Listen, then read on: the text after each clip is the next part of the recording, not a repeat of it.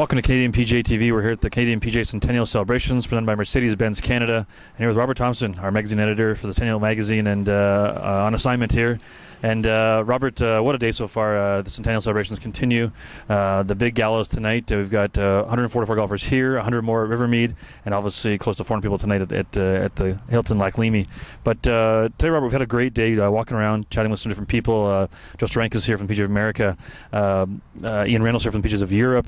We've got our friend Sandy Jones here from the PGA of Great Britain and Ireland. The list goes on. Charles Lormer from ClubLink. We saw Alan Fletcher as well. I mean, for you, who have you had some chats with today that have been standing out for you? Well, I spent some time with Joe Steranka. That was quite interesting to talk about the role of the professional and the interaction between the different professional organizations across the country. That was really kind of neat. And we've talked to a number of key partners of the event. We've talked to Mercedes and Simmons Insurance. There have been a number of those. It's really interesting that everybody seems to be so enthusiastic for the event. I think really fascinated with Royal Ottawa. I mean, we've got the clubhouse here, just over our shoulders here, and this is truly one of the more historic golf clubs in the country. And I think a lot of people, you never lose the flavor of that.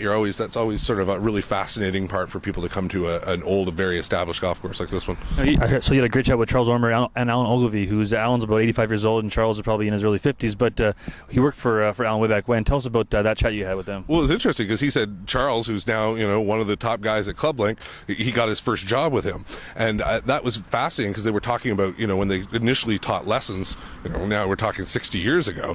$1.25 a lesson. It was like you couldn't make a living on that these days. Yeah. But it's just demonstrating how the business has changed. Because when we did part of the magazine, we talked to William Ogle, who's the oldest living professional from the CPGA, joined in 1933. And the interesting thing about Bill is he talks about teaching lessons prior to the Second World War for like 50 cents a lesson, right? And that was good money at the time. Yeah. So it's fascinating to see how things have changed. But then you can take the kind of modern game and still bring it back to a place like Royal Ottawa with its its classic clubhouse and its very old school golf course. It's an interesting mix of things. Now looking back on it, looking at some of the people, the things they've talked about, some memories that they've been sharing.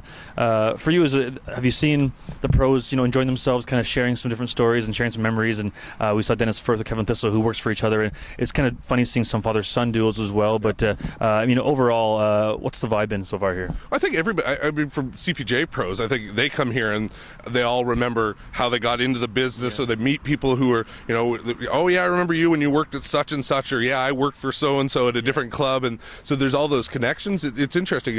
There's 3,700 golf pros in the country, but in some ways it's still kind of a small community, and everybody knows everybody, and they all have stories to share about similar experiences or what the season's been like, or it's a very community-oriented event. Yeah.